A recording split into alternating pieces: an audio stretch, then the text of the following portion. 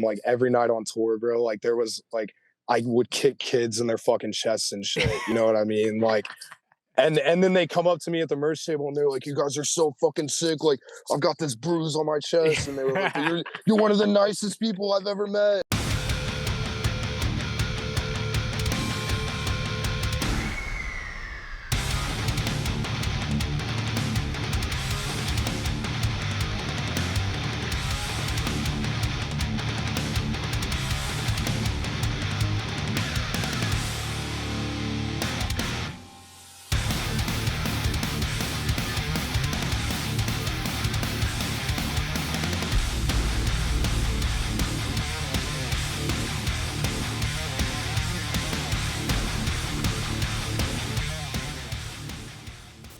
Thank you so much for tuning in, everyone. This is another episode of the Scoped Exposure podcast.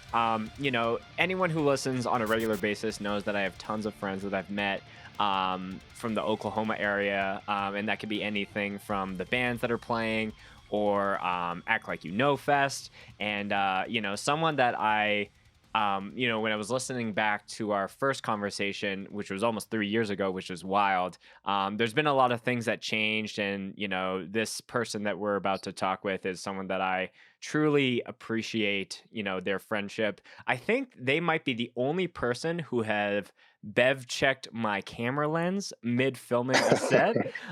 So without further ado, I'm very excited to be welcoming back Skyler of CELL on the fucking podcast. Dude, welcome back. What's up? Good to see you. Thanks, man. Thanks for having me. You too. It was that bev check moment. I can't even remember. I think it must have been like karma or something. I just felt like a tap on the leg, and I looked down, and it's you. You had a full thing of PBR, and you did not hold back, which I appreciate. Yeah. But that's something you hold the first and only spot so far. Love that. Love that. Yeah. I'm not encouraging people when they see me filming at a fest to just come slamming their bevs into my camera. It needs to be earned, and again. Right. Yeah. Absolutely. So yeah, Skyler, it's been a while since we've had you on the podcast. A lot has changed. But yeah, like before we get into the music chats, as you know, we have to check said bevs. So absolutely. So what you got for me? I am drinking. I have a bottle of water, but the main bev is an Old Glory, a mixed berry. Okay. This is I think it's a local thing for Oklahoma. I've only seen them ever over here, but it's like I'm assuming it's like a military energy drink. Okay. I just drink them because they taste good. But yeah, I've drank these since I was like 15. They're pretty good. Better than Red Bulls and spending $5 on a Monster. So, right. Is it a military bev based on the taste or the design, or what's? Well, the design has always said we're proud to donate a portion of the sales to the Warriors for Freedom. Okay. And it's got the Pledge of Allegiance on it for America. Oh, okay. And we're it's a very boot camp kind of bev, it sounds like. Oh yeah. Yeah, but the taste is fucking awesome. I love how they are for sure. Okay. Well, yeah, that's I don't think that's ever been checked on the show before, so that's another first for when it comes to you. I just keep grabbing dubs, bro. I expect no less, Skyler. For bevs for me, I have a classic, just a Liquid Death. There's just so much to churn through, and sometimes I'm like, I hope people aren't expecting me just to be pulling out all these crazy things like I did back in the day, because now I just have the bev hookups, and I'm like, if I don't drink this, then I'm just gonna be sitting on it for years and years to come. So I have something I want to ask you. Okay. So Jordan, who produces this show, has a running joke where he's always like running a couple minutes behind because he's making tea. But for recently, for me, I've been like, a lot of things. Like today is the day that just to pull back the curtain a little bit, is the day that I dropped the Scoped Exposure Patreon. So it's been a lot of anxiety and just running around, and so I haven't quite finished my lunch. So if you're okay, I might be like finishing this glizzy mid episode. You're good. I was gonna have food when I initially was like preparing for the podcast. I made ramen, like a couple eggs and stuff, but Mhm. I like scarfed it down. And then right after I was putting the bowl in the sink was when you were like, "Hey, I'm ready." I was like, "Okay, cool." Yeah, you So were just ahead of it yeah, compared to me, but, yeah, so, because Jordan produces the show, I don't have control if he's just cutting to me every time I'm having a bite of the hot dog. I'm not encouraging that, but I have a feeling that will happen. yeah, But without further ado, because you have no glizzies to check, let's check these bevs. yes, sir. Yes, sir. Great to have you back, my friend. Great to be back, man. I'm happy to be here. So, Skyler, we've went over a lot of like your origin story when it comes to heavy music and all of that on your first episode. So, people Mhm. who are curious about that can go back to listen to that one. But usually, part two interviews, we follow the bev check with a vibe check. So, tell me what's been Okay. going on for you and what's up. Uh, I mean, really just writing new cell material, staying active with work. I actually haven't been back to work since I got home because we just got back from that tour with Mugshot and No Cure. Hmm. And my boss is kind of like he had everything prepped, so I've been just kind of like waiting around for him to let me know when to come back. But I've been working on like getting the stuff ready for the next release, and we're prepping to go out again here in like a couple, I think like 5 weeks is when we leave for our next tour. Hmm. So we're getting prepared for that. I've been talking with everybody about like new material. We've been sending demos, stuff like that. Uh, Hanging out with my girlfriend, playing Arkham Knight. not, Nice, not a nice. whole lot, just kind of kicking it since I've got back. I actually had like a really bad stomach bug the day that we got home. Oh. Me and my girl, we bought IHOP. She wanted IHOP for some reason, so I Hmm. was like, yeah, we can get that. And I got a chicken sandwich, which is something that I've always been told not to do, At is get a IHOP chicken sandwich specifically? from IHOP. Oh, Yeah. okay. And I was a little tipsy, so I didn't really trust my gut. And yeah, it messed me up for about like 4 or 5 days. I'm still kind of getting over it, but I'm finally starting to feel like alive again. Yeah. That's But damn. I don't know who said, you know, don't get the chicken sandwich from IHOP, but you should have listened, just I guess. yeah, I know friends in the past, man. I should have trusted their judgment, and this one time I went against it, and it obviously fucked me Right. pretty bad. Yeah, it has been wild because like Cell as a band, from what I've seen from you, the first time we talked, it was like I don't know if it was fully out. I think there was like maybe a single out. It just I th- started to I get think it was going. the first demo that Right. we put out, which was failed. Mhm. Yeah, I think that was like right around that time when it was just like a little side project. Right. Yeah. Yeah. And it seems like, there's been really awesome releases that you guys have had, and then like with the Fortright booking kind of Mhm. a connection there, like it seems like y'all have been as busy as ever, which is really, really Oh cool to yeah, see. Um yeah. so yeah, like we're gonna talk about the new music that's coming up. But as far as like, Mhm. being this early in the pod, the date of that is gonna be like towards the end of February, right?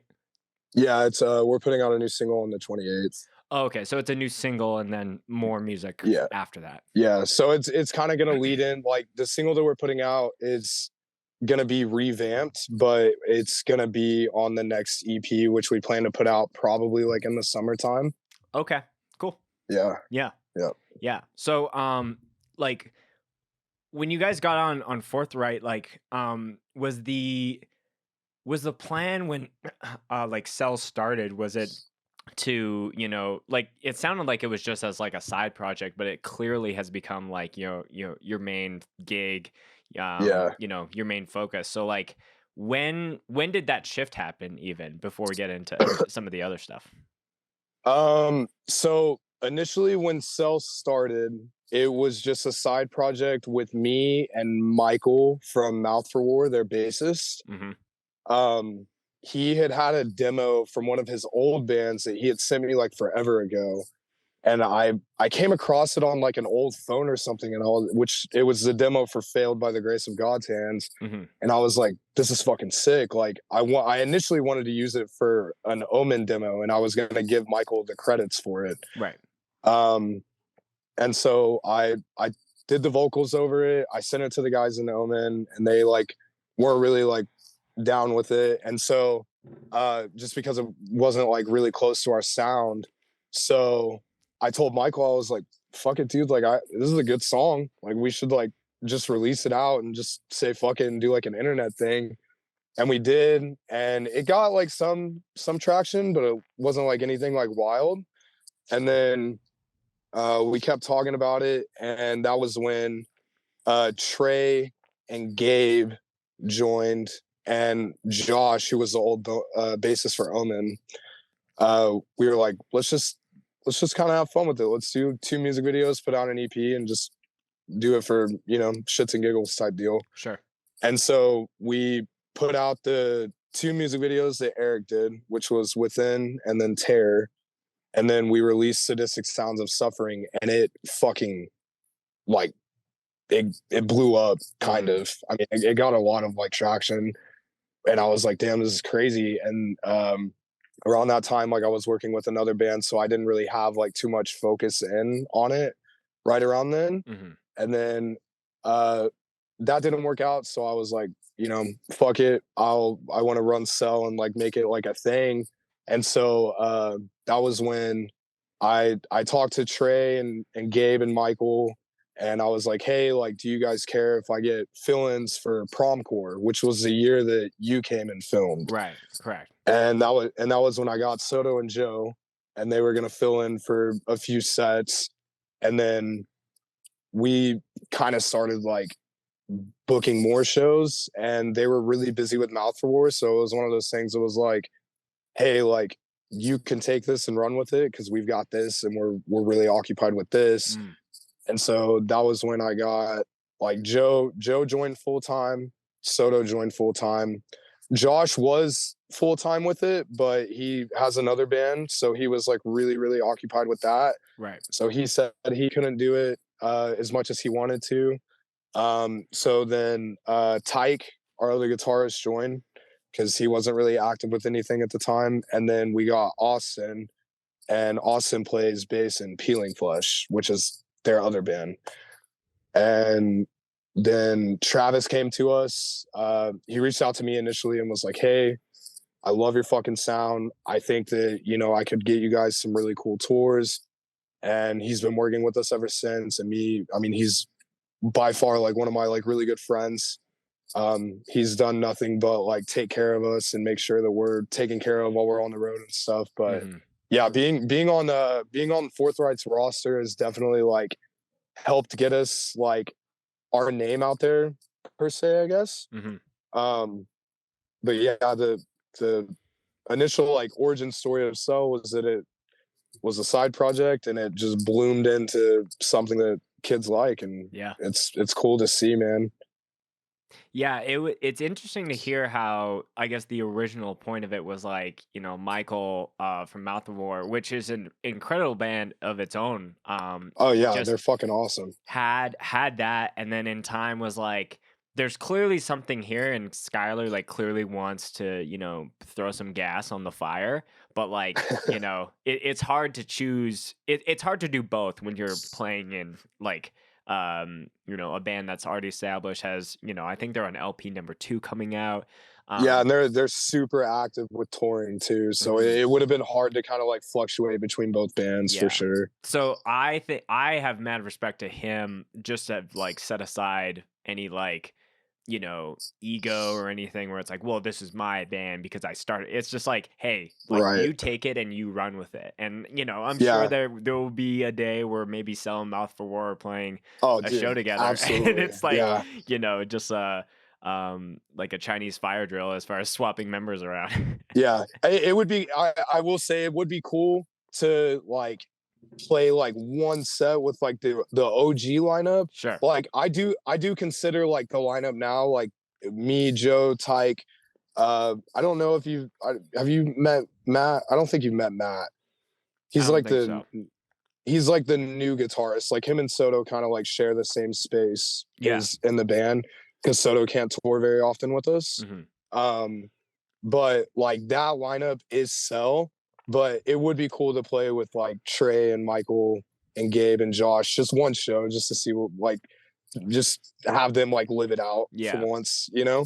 Yeah. But So I Cell again was originally like kind of a cross state project, but all these members Mhm. that are currently in it are all Oklahoma based. Is that right? Yeah, so Got you. everybody in it now except for Matthew is based in Oklahoma City. Matthew lives in San Antonio, Oh, and okay. so yeah, but he's still like super active with us. Like he'll drive up for like shows that we play here, you Yeah. know. Yeah. So It seems like the Texas to Oklahoma connection is just super prevalent for a lot of bands. Like the oh fact yeah, that when Endgame was playing Act Like You Know Fest and we flew to Houston and then drove up, hmm like the accessibility of that is crazy. yeah, Um, for sure. but yeah, like so, you know, so Travis reached out to you, like and everyone should, if they have the opportunity to do a lot of tours, like they should definitely like do that because like that's a very special thing that a lot of bands like, on paper don't get that opportunity. They might be doing like some DIY stuff, but the fact that he reached out to you is like that's a huge Yeah, thing. Um yeah, but yeah, is the I guess the mindset and the goal just to like continue riding the wave and do yeah, bro. We just want to continue to fucking go. I right. mean, we kind of had a setback obviously when like COVID was like ending and we were getting like tour offers and we were like, well, we can't can't really do that like because we were like still pretty like nervous about being out and stuff. But um, ever since we went out, our first tour was initially supposed to be like 3 weeks with Distinguisher and Mugshot, but we ended up doing pretty much like everything till the close of that tour aside from like the first like 7 shows of it. So we were on the road, our first tour we were on the road for almost a month, which was crazy. And then at the end of it we were like, yeah, let's fucking keep going, like Yeah. let's keep riding it. Yeah. hmm So, to talk about like really timely tours, which is kind of funny. Now, like this is just kind of pulling the curtain back a little bit more. Like, so we're doing this podcast here, and then I think tomorrow we have Connor from Mugshot coming on, Nice, and that's my then boy. Blythe from No Cure Yeah. is I think on. So it's like I'm having a member from each band of that tour. Um, Yeah. but you're the first to actually talk about it. So talk like, and when that was announced, like those are three dope, like metallic heavy hardcore bands that Mhm. I feel like are a little have a little bit of that underdog or being underestimated kind of nature. So Right. like putting them all together was like a power move, I think, by Travis. But like talk to me about that tour and any memories or moments of that you think about. um Man, it was fucking crazy because it was like it was our first tour where we were direct support, which is kind of like a big deal, you know what I mean? Because we're like we're the middle of the sandwich type shit. Hmm So, we had No Cure opening, and No Cure is a fucking like death machine of a band. They're great people, but like the music is fucking like it's like bricks being thrown at your fucking head when you see like listening to them like on like when you're like driving or like just listening to music on Spotify, like it's one thing. hmm Seeing that band in person is beyond that. Like they have such a way of like performing and getting to witness that like every night, like watching like from the first night to the last night of that tour, like they evolved and grew as a fucking band. hmm You know what I mean? And it's so cool seeing them like get the exposure that they need because like they're well deserving of it. Like they're like, we all like sell like we fucking smoke and we drink and we fucking party and hang out, but like and they're a straight edge band, but they would fucking kick it with us, you know what I mean? Like they were just fucking chilling too. hmm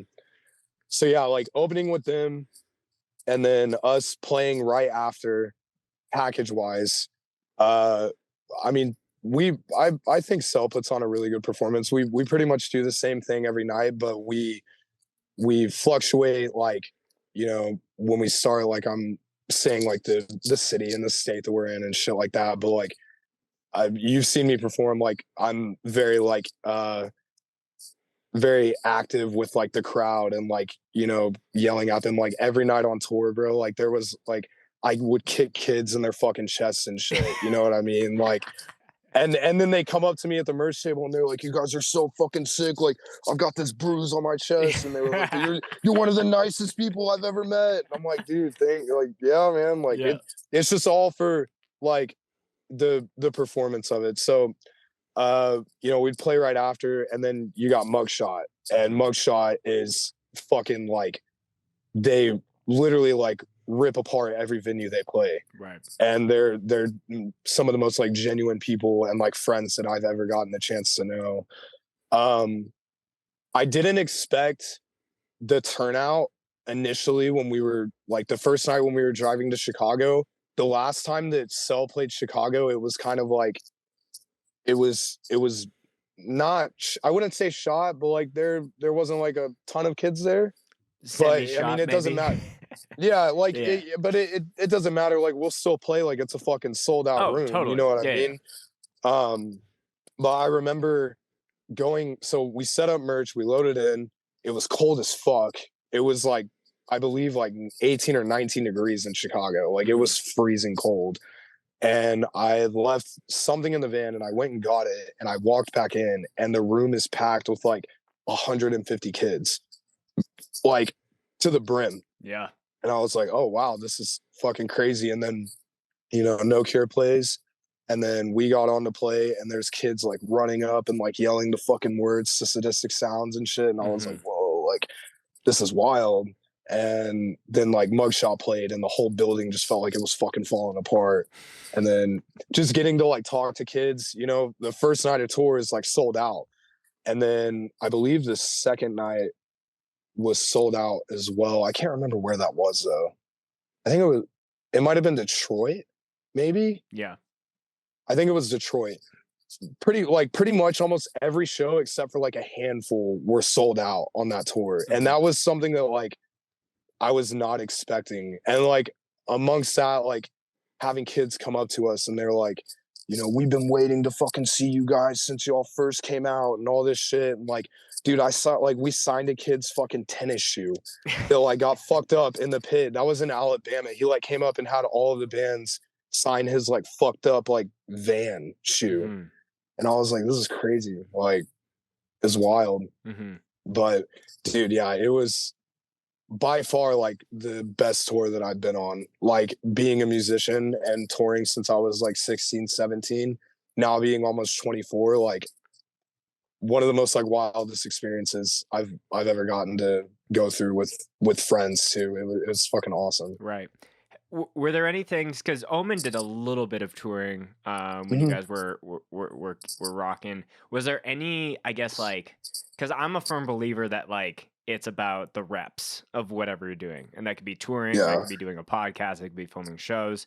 So I'm curious if like any Omen related tours, any like lessons that you learned there that help prep you for the stuff that you're doing with CELL now. Does anything come to mind there? Always making sure that the van is by far ready for a tour. Okay. Because we had one Omen tour. We were in, I believe, we were at a rest stop in California, and our vehicle, we were touring in my 4Runner because we didn't have a van yet. Okay. We were touring in my 4Runner with a fucking U-Haul trailer, and it had died. And so our guitarist had called AAA. They came out, jumped the car, and then they left, but they didn't even make sure that we could like take off. And when we started to drive off, it died again. Oh my God. So then we were that's an actual like that's straight out of a sitcom. Oh dude, we had to, so me and the old guitarist for Omen, we like got the car towed in to a town called Weed, California. We got it towed in, and then you know Colton from Sludge, of course, friend of the show. He was filling in on bass for that tour. And him and the drummer Tyler, they stayed at this rest stop with the trailer because we had all of our gear in there, and he couldn't tow the trailer in. So me and Dakota were like, hey, we're gonna go get a battery replaced, we'll drive it back, pick y'all up with the trailer, go back. Right. or head to LA. And so we got the battery replaced. And I remember I was driving back with Dakota, and the lights on the dash and in the car, like they all flickered. Oh And I no. was like, it doesn't seem good.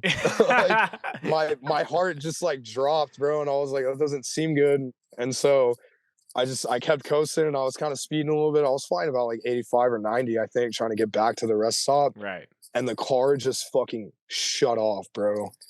Like it just shut off in the middle of the highway. And so I had to pull over. And me and Dakota were in the car. Mind you, it was fucking like 15, 16 degrees outside.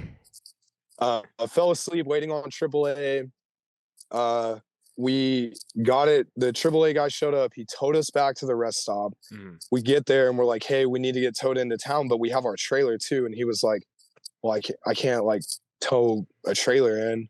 I was like, bro, like, what do we got to do? So we gave him some weed and like $50 to tow us into town. And we got the alternator replaced, and we sped to LA, and we were on tour with Cold Shoulder. Oh, okay. Yeah, that was that tour. And we pulled up to the venue in LA. We all hop out of the fucking car, and then I believe it was Adam who took my car and trailer and parked it. We ran on stage, played, got our guarantee, sold merch, and went to the next spot. It was literally like out of a fucking movie.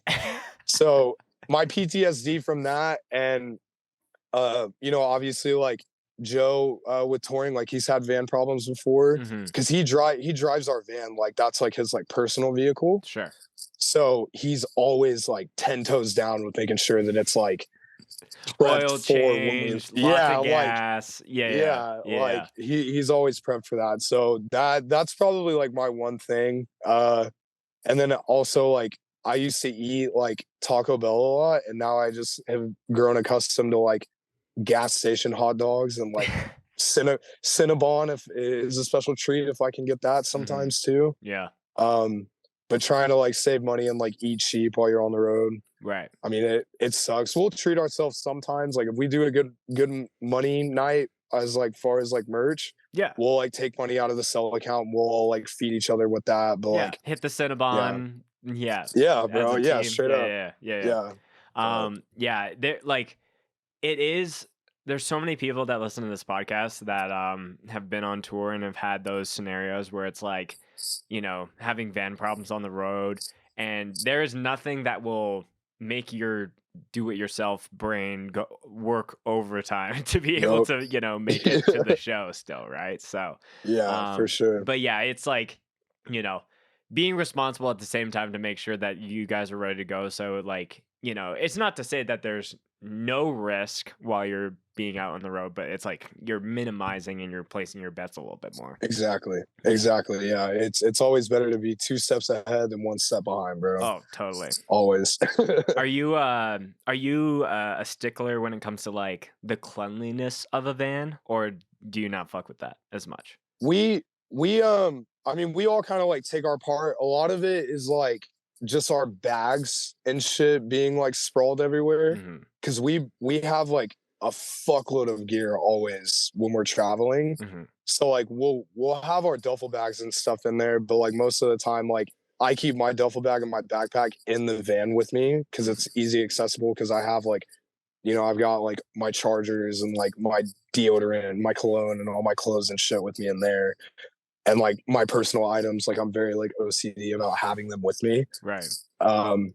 So, but as far as like the cleanliness of the van goes, like we all like anytime we stop at a gas station and get gas, we do our part and like put everything in a fucking bag and throw it away and make sure like it smells good, because 5 fucking big ass dudes in a van together for weeks at a time can get a little fucking smelly. Yeah. But we shower. We like do like pilots a lot, which I mean, I'd rather pay $20 for a fucking shower than like not be clean. You know what I mean? Totally. So yeah. But yeah, we're pretty good at the upkeep. Yeah. Yeah. It's always like, I don't know. So Endgame did a tour last year where I'm thinking about these things, and it was like half the members of the band are like bringing like 3 to 4 pairs of shoes. And I'm like, guys, I have 1 pair for this week-long tour. Like, right. Yeah, I always have, which funny enough, this tour, I brought Docs and then I brought a pair of tennis shoes to like walk around in during the day. And then I would play in my Docs most of the night Hmm. or most of the nights. And I got there was a show that we played where there was a green room and they had a beer or a fridge full of PBR. And so me, Nick, Chance, and Tyke from CELL, we like cleared that fridge out because nobody else on the package drank really. Sure. And I left my shoes in the green room. So someone now my shoes have been taken from me, and I forget where the fuck it was, but I remember waking up the next day and I was like, "Where are my shoes?" And then I realized like I left them in the fucking green room back. Dude. I think it might have been like Detroit or something. Yeah. Whoever is listening, this doesn't really matter what your beliefs are as far as after you die, what happens. But I wish and hope that there's something where it's I just sit in a room and everything I've lost in my life plays as like where are they now? Because I've lost like pieces of merch, hats, like Yeah, just like random like even small things like my pick or head like earbuds, and I'm yeah, like what like I just want to see it from their perspective, like falling behind or me leaving it stupidly somewhere, and then it's like yeah, there for the rest of my life before I kick the yeah, bucket. So yeah. Someone's gonna fucking sell those shoes on eBay, bro. yes, I'll buy them back. I'll check up on eBay every fucking day if I have right, to. right. So going back to what you were saying about like, well, you were surprised, but a lot of the shows, I think it's fair to say the majority of them were sold out. Yeah, And it's really cool to see, the first time we talked was like in the middle of the pandemic. We didn't really know how things were going, but I do see this upswing for just DIY heavy music in general, and that's for yeah, bands that are a little bit more like punk hardcore as there's bands who are like in that metalcore space, and so it feels like everything's on an up right now. yeah, And even thinking absolutely. about like bands from Oklahoma as far as like going beyond the the just like the state, like Michael from Peeling Flesh has been on, and that band's doing crazy things, and I feel like you Yeah, guys are very close runner ups for that spot. So it's just really cool to see, not only everyone kind of doing well and things are good when it comes to core music, but to see so yeah. much of my friends as well went doing dope shit is really cool. Yeah, we actually I work on a booking team back here in Oklahoma now, and we started doing shows maybe like 6 or 7 months ago, and it Okay. consists of like 6 or 7 people. And the first show that we did, like it was packed out, and it's a bunch of like new kids. You know what I mean? So like the next like Colton and I, like we came up together in like the hardcore scene. So like Mhm. when we like seeing from like the time that like we were younger, 14, 15, 16 years old, compared to like now being in our like mid 20s, and like seeing all of these new faces, like kids who like come out to every single fucking show, whether it be a band that they're aware of or not. Like it's awesome to see. And like it's cool to like it's cool to witness that like the pandemic didn't fucking kill out like the hardcore scene, because that was like one of my biggest fears, like going back into like whenever shows came back, like people were really like on edge about being in a room full of other people, Right. just scared to like get sick, which I mean I understandably, like I get that. Mhm. But um it's really badass to like see like the next generation of what, like, for me, what Oklahoma hardcore is going to be, whenever like I'm in my 30s or 40s, and like it's this next group of kids like coming up, and like they're getting to witness like the the prime area of all the bands we have out here. They get to see Peeling Flesh, they get to see Cell, Sledge, Agony, Mhm. all of these fucking awesome ass bands, and bashed in, like, just I mean, a lot of it is just heavier music, and like we kind of all stick in like the same realm of what we play, but it's the support that like these kids like show to like even like touring acts that are coming through is just it's unreal. It's fucking awesome to like be able to experience that like while I'm like here, you know? Totally, man. Yeah, it's really cool to be. I think it's also nice when it's like you're the newbie or you're the young person, and then you're like, oh, like I blinked, and now there's all these new people. So it's like kind of takes the Yeah. pressure off of you a little bit. Yeah, for sure. Yeah. But yeah, like it's clear, it's really cool to hear that going beyond like what you're just playing in bands, because like that's been something that like I've been writing a track about for a project of mine, and trying to do something where it's like I think playing in a band is almost like a necessary thing to be like really in hardcore. Like Yeah. obviously like not everybody is like musically talented or has that background, but like go through the catalog that I have here, and people playing in ginormous bands were like, yeah, I didn't know how to play bass when I started this, playing in this band, but I just figured it out. Um, Yeah. so I viewed it as not like really a requirement, but I think that's like a very I feel like if you're just attending shows and that's it, it's like that's great, and I don't want to discourage that, but it's like getting involved beyond that, I think is really important. So, like whether you're playing in a band or like filming shows or starting a zine or like booking shows, like whatever it is that you are doing, I think that getting involved beyond just the I paid the door fee and maybe I moshed a Yeah. little bit is a way to really just drive things so much further than Absolutely. yeah. Definitely. Hmm. Yeah. Yeah. I mean, I always push for, when I talk to like younger kids, like, and they've came up to me and been like, you know, it's hard to like find people who like want to start a band and this and that. And I was like, when I started my first band, like I was already kind of involved with people who like were playing music like outside of stuff like that. Kids who like were in like high school band or kids who were like, doing like you can learn how to fucking play drums playing like rock band, bro. Hmm. Or like you can play you can kind of like not really, but like kids who play Guitar Hero, like those kids like they can play fucking guitar too eventually. Hmm.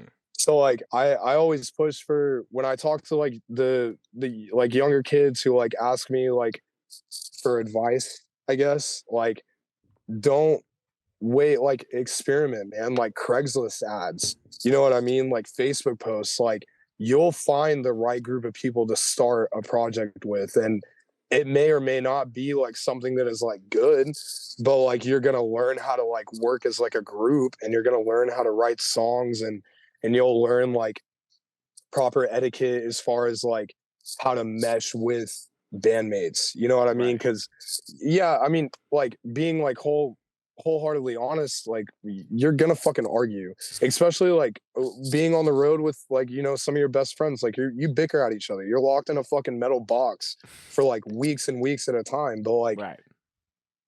for me personally, like I wouldn't trade that for the fucking world.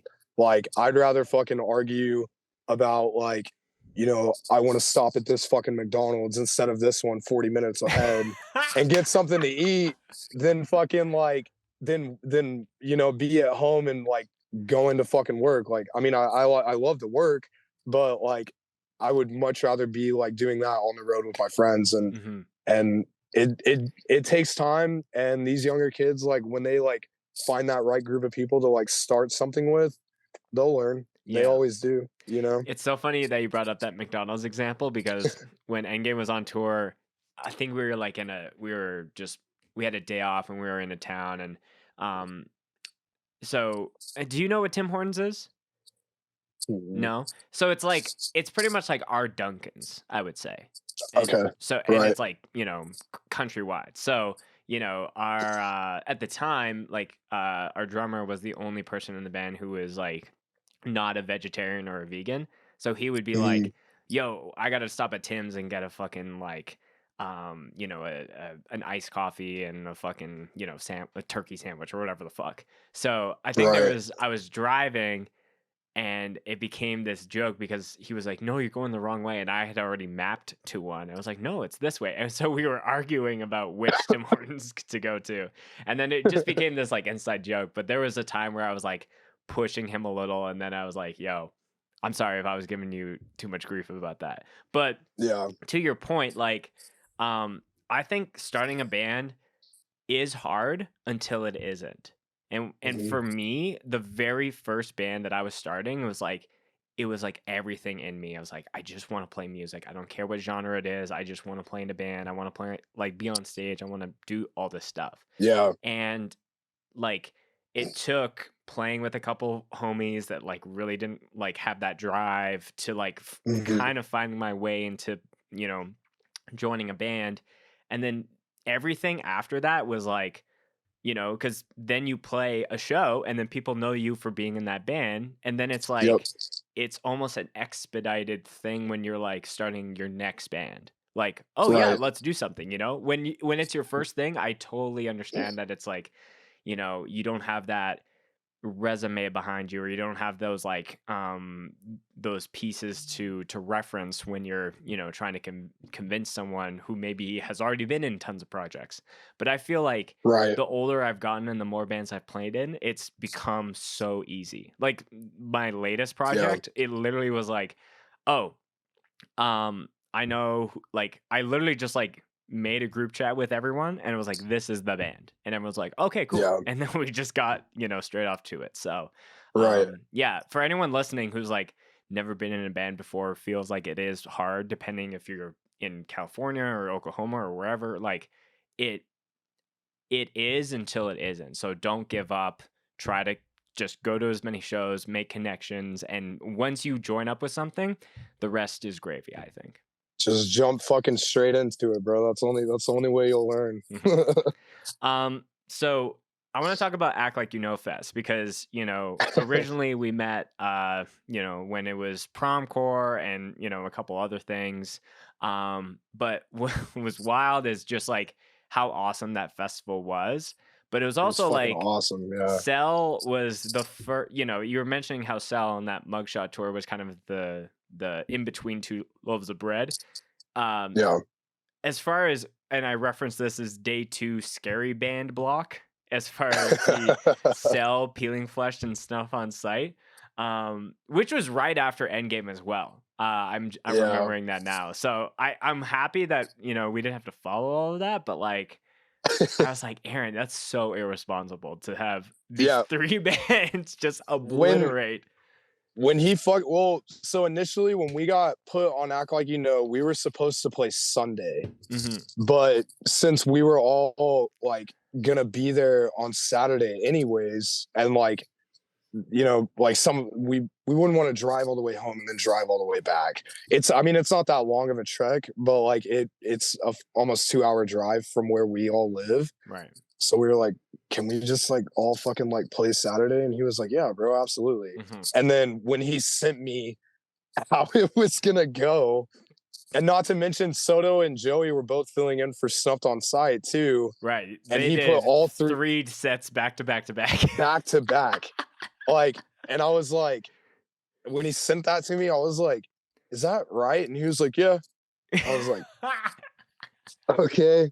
Like, cool, you know, like, Mhm. I mean, the fucking place is probably gonna be set on fire, but I mean, whatever. And Dude, it was great. It was really cool because I like was no shocked energy that was people had lost. gas after Snuffed, and it Oh still yeah, no, continued for the rest of the night. It was so strange. yeah. And then even on Sunday, like I mean, I came home on Sunday because I'm pretty sure I had to work, but like even on Sunday, like I saw that there was still like people fucking just beating the shit out of everyone at fucking like 1 in the afternoon, bro. Right. Like that's crazy. Yeah. Y'all are still going. Yeah. Yeah, it was absolutely wild to see just so many people and having that fest just be like a destination place now for people that are like from literally all over the world. Like I'm a Canadian coming all the way down to Oklahoma Yeah, just for right. that fest, you know? Yeah. Mhm. Yeah, it was I'm really anticipating this next year because like I kind of have an idea of like who I'm hoping he'll put as like the headliners for 2023. And I think it'd be cool if like we did the whole like back to back to back thing again. But like Please, uh another scary yeah. band block again, Yeah, Aaron. yeah.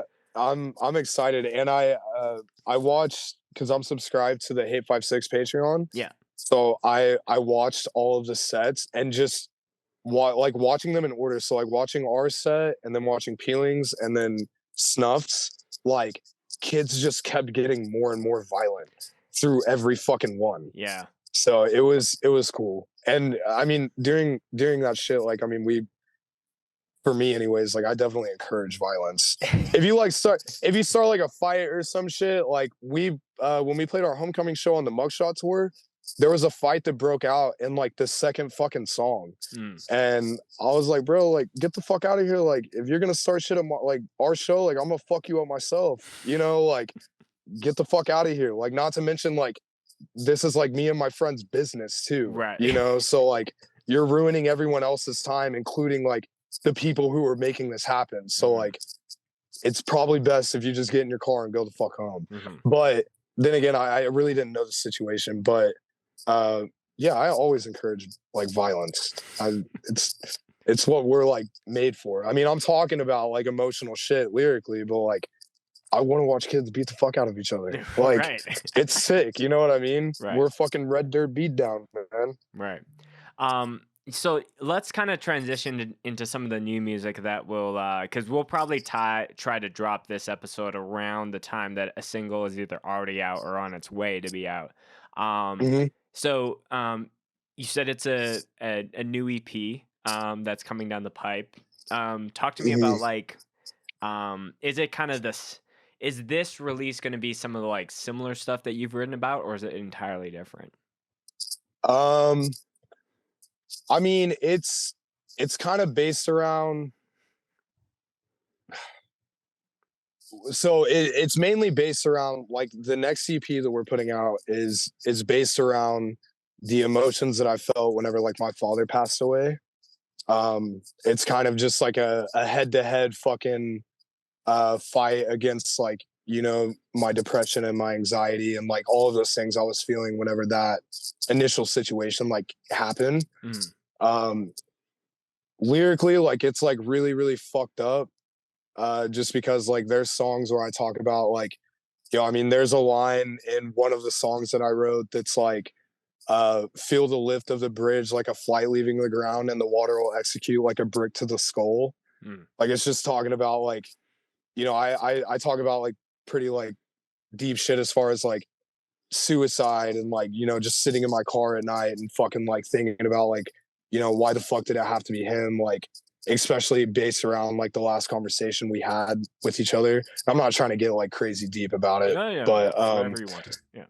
it's I mean it's just really like based around that. It's pretty fucking like lyrically, like I've let my grandma like read some of the lyrics because my grandma is like I'm always like, what do you think of this? And she'll just like look up at me and be like, are you okay? Like what's wrong with you? And I'm like, yeah, I'm fine now, but like this is like these are all written in a really like rough time. Like Sadistic Sounds was kind of just like it had meaning behind it, but it was more like a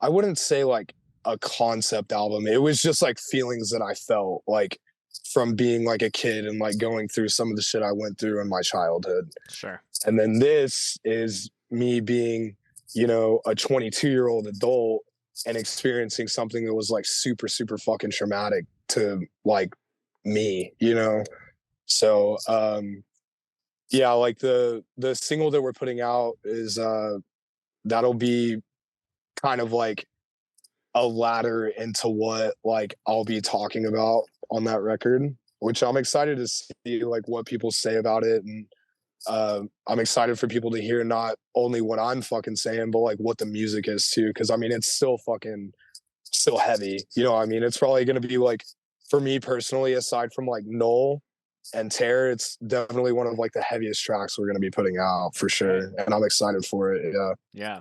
Yeah, and I think there must be like a I don't know I don't know why people need to state that where it's like, oh, obviously it's heavy, like maybe it's not like a typical like Cannibal Corpse kind of thing where it's just talking about like, shooting blood out of your dick or whatever it is, Right, but right.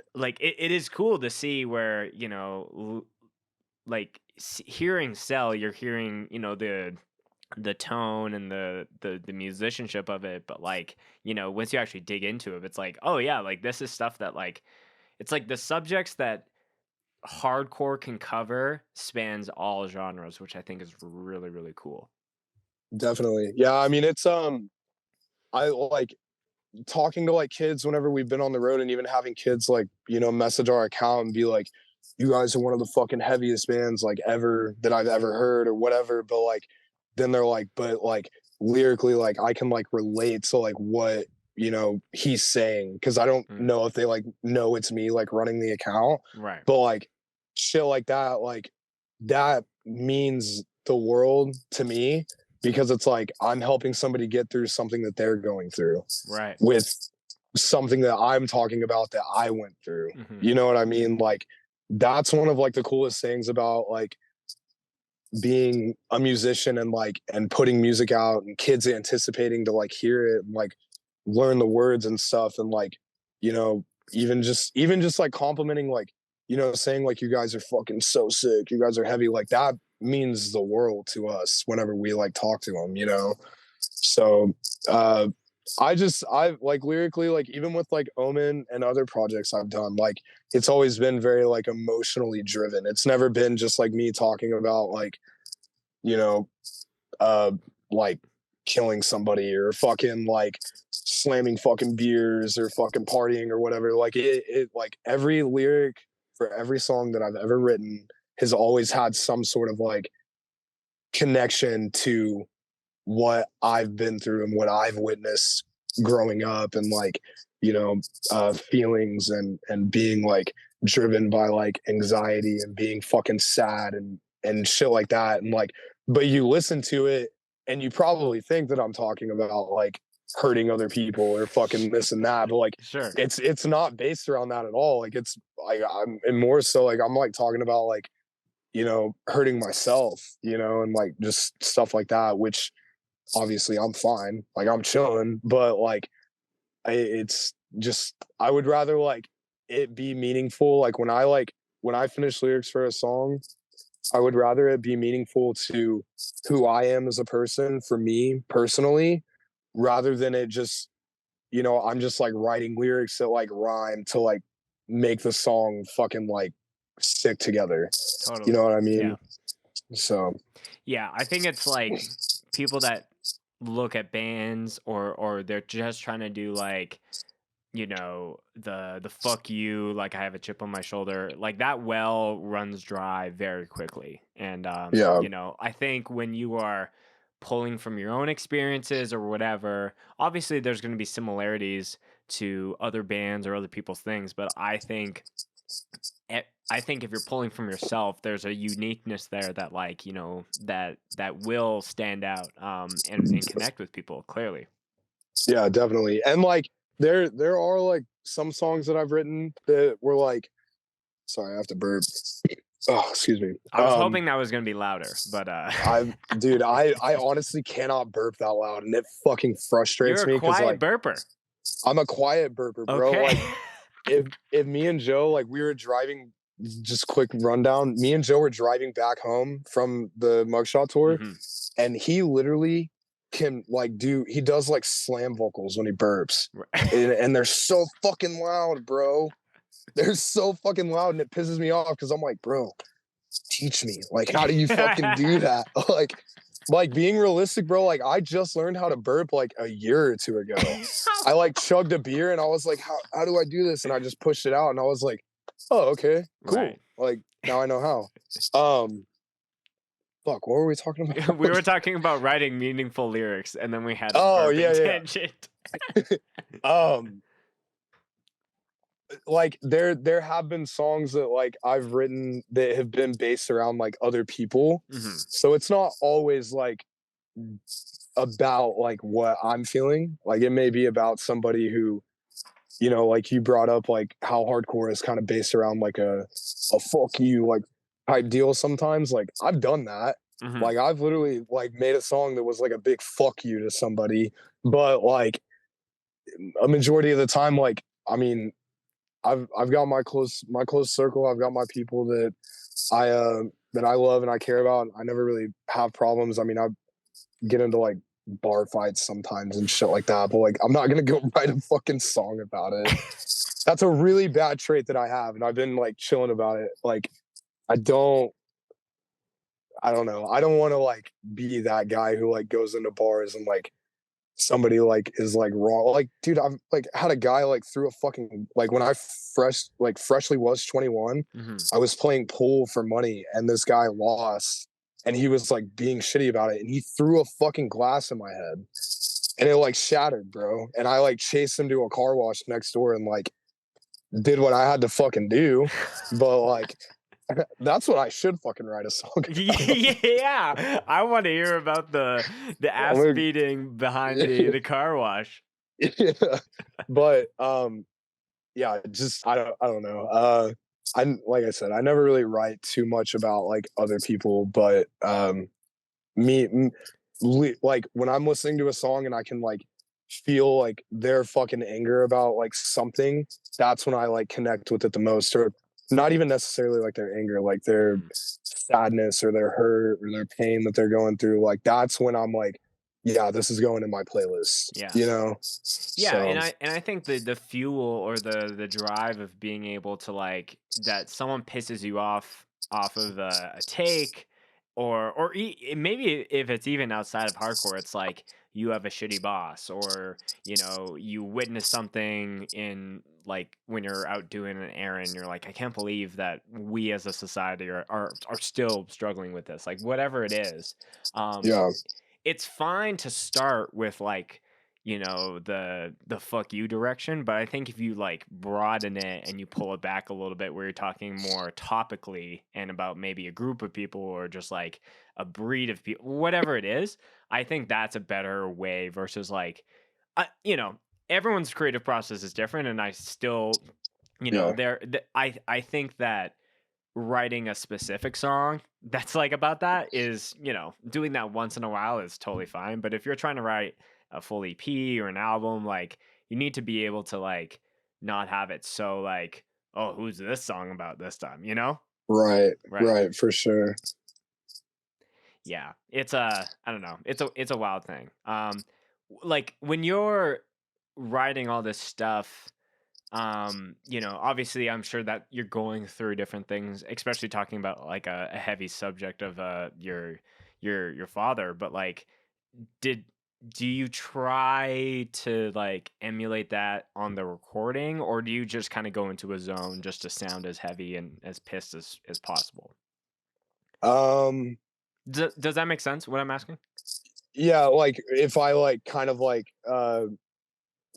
give like the same emotion like vocally that I would like lyrically when I'm Yes. like writing the lyrics. Hmm. Um, yeah, so the first song that I wrote about that was Null. I don't know if you've heard that one.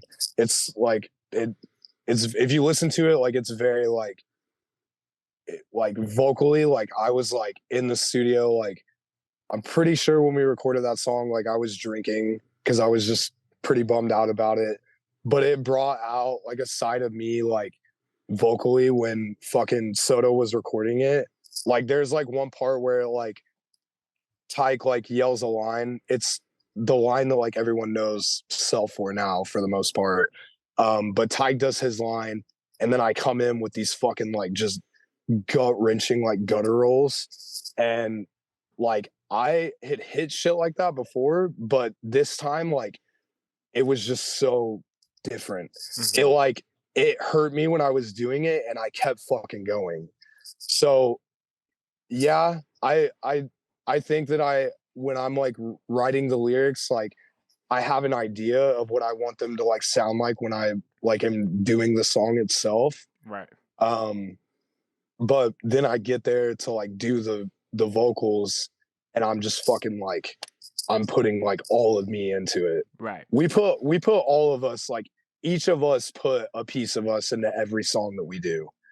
And like it's not just like, hey, like let's track drums, like, and then we'll do guitars and do this. Like we fucking sit there and like go over it and over it and over it. And like we'll retrack until like, you know, Tyke's fucking hand is like he can't fucking play guitar, or Joey's like fucking, you know what I mean, like his fingers hurt from like redoing the drums, or like, you know what I mean, like I'm outside like coughing up fucking like phlegm from like just trying to like do so much. And like I think that's what makes it cool about the process of like CELL. And like I'm not trying to be like extra or anything like that when I say that, but like when I say that we all put a piece of us into every song we do, like I stand behind that like 120%, bro. Totally, totally. So It's funny because even when I first heard Omen, I think it was at Snow and Flurry when I saw you guys, I was like, this dude's vocals is like fucked. And I think it's yeah, only gone better, obviously. And I think you're a very thank you, talented vocalist. Um, thank you. has there been any things that whether it's prep or aftercare or like any of that that you have changed over the years, that's not like you have to give away your secrets, but I'm just kind of curious at like how much of it as a, because this is something that I'm just currently in the mix of, where it's like I've only done like backup vocals for bands, and it's strange because for me sometimes I'm like, when I'm trying to practice it, it feels off, but when I do it in the moment, it's exactly how I want it to be. But like as Right. soon as I'm like in a booth, I feel like I'm burning out my voice so quick. So this Yeah. is more of a selfish question. If you have any advice for someone like me, you know, as a general vocalist standpoint, because like the music I I play outside of maybe Admission of Guilt is not as like brutal and heavy as what you're doing, but yeah, any right. tips for a novice like me? I've always just done like the same thing, bro, and like it's kind of like it's definitely unhealthy, like it's not good for me, but obviously like I smoke cigs, and like for some reason like it helps like my throat feel a little bit more like uh it makes it feel a little bit easier to hit some of the lows and shit that I try to do. Mm, um I also like to drink beer when we play because I feel like the carbonation like helps me, which is probably not fucking true at all. I'm probably just buzzed and just like fucking think it's fucking helping me yeah, out. But you're like Anakin from Phantom Menace, like it's working when you have the beer. um yeah, I mean I don't I drink water when we play, but like I need to drink more. I know that that's like it's a bad like habit that I have, is like not drinking enough water when we're performing. Right. I whenever like we're recording with Soto and stuff, uh his wife will make coffee or tea or something like that, and so like I always do that when we record. But for the most part, man, I mean I've always stuck to the same fucking tactics, bro. Just cigs, beer, and water. It's the three fucking ways of Skyler's vocals, you know? Yeah. Well, I guess I was like, there's no way it's just like just all raw dog material, but it sounds No, like it's not like, oh, I drank this specialty at this time and I used this kind of honey and blah blah blah. yeah. Yeah, I mean, I wish I could say that it was like I had like a better like method, but I don't know. I've always just stuck to the same shit, and like I feel like my voice is like just so adjusted to like what I do anyways. Hmm. Um that it's just if I stick to the same thing, like it will it'll sound the same. But I can still like, compared to like when I was in Omen versus like CELL, like I feel like my vocals are a lot like lower for than what they like used to be. Hmm. And I think that's just came with like getting a little bit older and like my voice kind of like changing a little bit more. Hmm. But Yeah, I don't know. I want to learn like better. I used to like sing the Grinch like really low to like really high, but I did that for maybe like a couple of months and then I just stopped. I don't know why. Right. I just felt like it didn't help me. Yeah. I do have a question though. Um, I need to charge my phone. Is it okay if I don't use the headphones while Yeah. it charges? Yeah. Is that cool? You can Okay. switch it over. I just wanted to double check and make sure. No, I understand the struggle of, doing the podcast in your car and, the phone Yeah, juice running it's low. this is like my safe place. Yeah. Yeah. It's it's always funny. Like it's been a while since we've had someone do the pod from their car. That feels like very season 1-esque, but here we are at season 3 and we still rock it. Yeah, absolutely. Yeah. Um who Okay, out of all the bands you've ever played with, whatever band that you were in at the time, 3 vocalists and front people that you feel were inspiring to you in your, to where you are now. Oh shit. um well just I mean, first and foremost, definitely fucking Storm, the old vocalist for the last 10. He was one of the ones that like when I like heard that band, like they were something that like caught my attention like really fast because of how like aggressive and like heavy they were. Hmm. And his vocal style, I was like, I want to sound like that. And I was like fucking 13 or 14 when I first heard them. So Right. then like I just started like training my like I would like be in like my mom's car and like be fucking doing vocals and like when I was living with my grandma, I'd get in her car at night and fucking practice my vocals with my headphones in and stuff. Your grandma's just gone through everything with you when it comes to Oh, hardcore. dude, she's my number one, bro. She's my Yeah. day one. Um, so I'd have to say Storm. Um, I used to really like Landon from The Plot in You. I liked his vocals way back in the day. I don't really listen to them much now, but he was one that was inspiring to me back when I was younger. Hmm. And fuck, dude. I guess maybe Alex from Black Tongue. I think he's pretty fucking good. He's gnarly behind the Hmm. mic. I don't really like. I've listened to them, but like they're not like one of like the bigger known bands and like my liking, but they are heavy and I appreciate like what they do. But yeah, I would say those 3. Hmm. No, those are that's a hefty trio. And like Mhm. Storm with last 10 seconds of life, like the fact that y'all are going on tour with them in a matter of a month or so is that I'm sure that's a very full circle for you.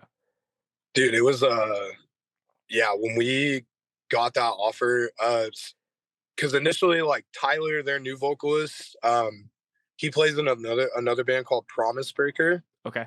and we had played with them on, I believe it was with Born Anew.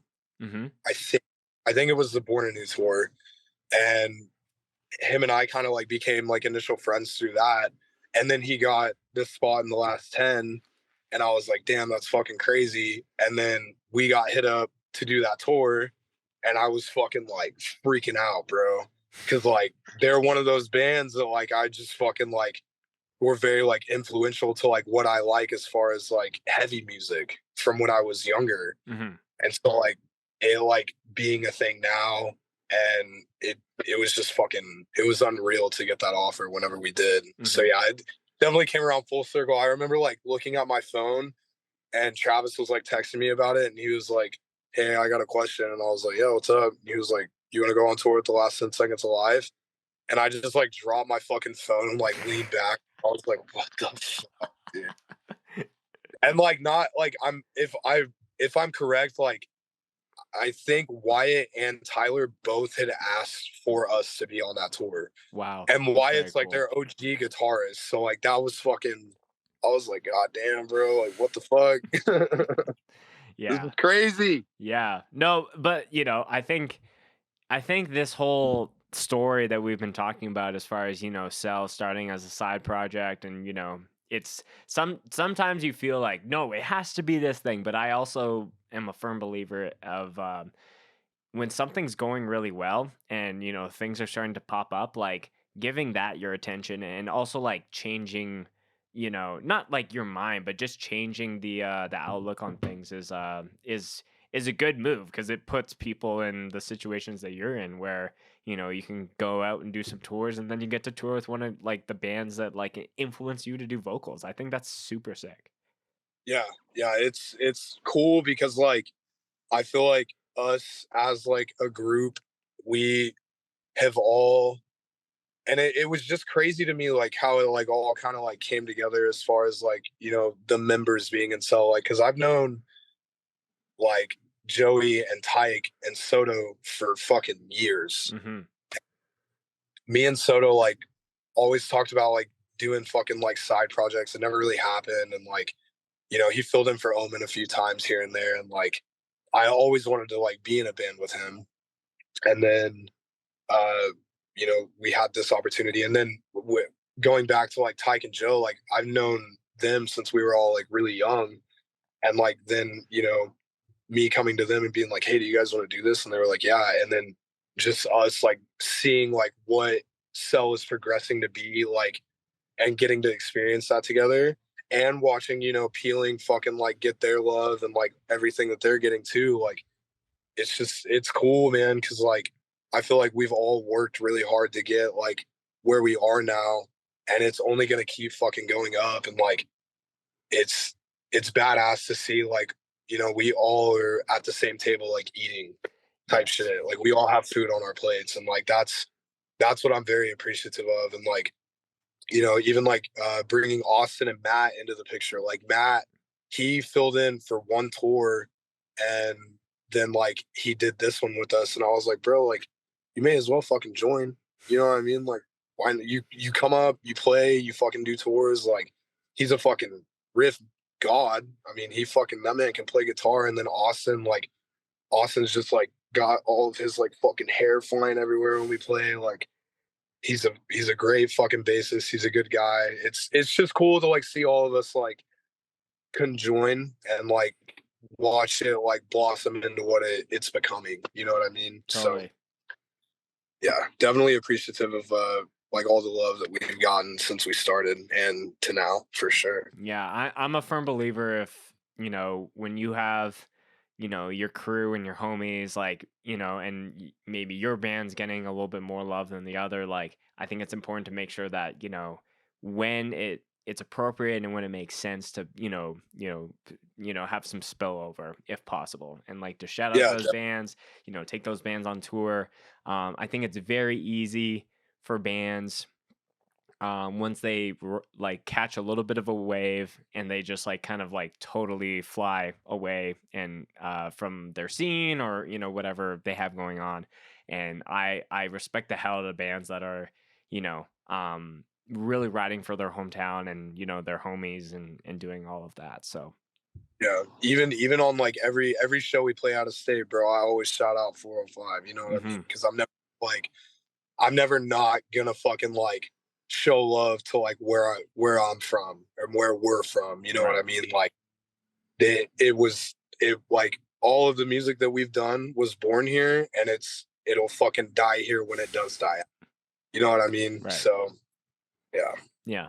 So is the single that y'all are dropping at the end of February, the name of that? Because I saw like the little teaser. Is that the name of the track? I just don't want to like drop it before it's like public Yeah, knowledge. yeah, yeah, yeah. That's the name of it. Okay, so Bleed All I've Known will be dropping on the 28th of February, and then the whole EP will come out a little bit later. Before we start to wrap up, Skylar, like what's the one thing that you hope of fans of your band take away from this next release? Um, you, I guess like you're not, if you like read into it like lyrically, like, and you're going through like something similar, like you're not the only one feeling that way. So never like feel like you're by yourself in a situation like that. Um, obviously, like, I hope everybody thinks it's fucking like brutal as fuck, and Of course. they want, it, because what I'm hoping for with the single is like we put it out and it makes everyone, it's like a taste of what we're about to fucking like drop on everyone, and so it's gonna anticipate them like wanting more and more. You know what I mean? Because once we do the single, we'll do the EP, and then along with the EP, I'm sure we'll probably put out another single with a video, and then from there on out, we'll probably do more touring and then start fucking busting ass on the full lengths, which is gonna probably be like our little hiatus time. I mean, I'm sure we'll like travel and do things here and there, but like we'll probably ride out on the next release for a little while until we start like getting prepped to record the LP, first LP, which Of will be course. fucking sick. Yeah. Yeah, I'm very excited for that and very excited for the new music. Skyler, you know as well as anyone, the very last question I ask every guest before we wrap up is a favorite mosh related story to tell. I'm not 100% sure of what you shared last time, but yeah, anything that's off the top of your head, moshing wise. Um uh Damn it, dude. I remember hating this question the last time you asked me too. Not hating it, but I was like, fuck, I can't think of anything. Right. Um, I guess like during this is just the first thing that's coming to my head because I'm still kind of like writing out the tour memories. Mhm. On the mugshot tour, we were playing in Lakewood, Ohio, and a guy did an army crawl across the stage and then front flipped into the crowd. Oh. And he like fucking like took down like 3 or 4 people with him. It was funny as fuck. Like in the video that Michael from Mugshot got, like you could just see me turn, and I'm just like, what the fuck? It was crazy. It was But fully I'm horizontal and then went full oh vertical dude, in a blink of an he eye. crawled there was a ramp on the side. We played the Foundry Club, and Okay. there's a ramp on the side which you like load the gear from there onto the stage. Sure. He crawled up that the whole fucking way, came across the stage, and I like backed up, and then he lifted up, knocked Tyke's mic over, and then front flipped into the fucking crowd, Damn. and just was like fucking like just mutilating these fucking kids. Like, I mean, just like beating the shit out of them. And I was like, that's cool. That is very I'm cool. sure, dude. I'm sure I have like, I mean, like me and Colton, bro, like being at like going to fests and stuff together, like us moshing together. I've got plenty of stories of that, but Yeah. like, yeah, That almost warrants its own podcast. yeah, Yeah, just Colton a and show Skyler. of like two dynamic duos coming together just to retell mosh stories. Yeah, bro. Man, every fucking LDB, every prom core, now act like you know. There, I don't know if you saw it, but there's like a the body box set from that fest, Hmm. and there's a part where like they do like a drop, and I literally just like fly across the room. You can see me just come out of nowhere, and I stalk down like 7 or 8 people and just like walk back across and just kept fucking moshing. But I was also like again hammered. That's probably my toxic trait. My toxic trait is drinking too much fucking PBR because they're like $2 a piece, bro. Dude, I mean, out of any weakness that you could have, $2 PBR is, I think is, you could live with that at the very least. It's a luxury and it's painful. Yeah. You took the words right out of my mouth. So Skylar, obviously all your stuff, all the CELL stuff, and any other links associated with you will be in the YouTube description and the show notes. Anything you want to plug, anything you want to shout out, or anything you want to end on? Shout out El Kiki's booking. Shout out Michael Soto. Shout out Austin, Joe, Tyke. Uh, Shout out Mugshot, No Cure. Shout out Mouth War. Shout out Sledge, Agony, and Bastion. Shout out PBR. Yes. Specifically $2 PBR. Yep. Shout out Ozarka Water. Shout out Marlboro Reds and Elf Bars. Okay.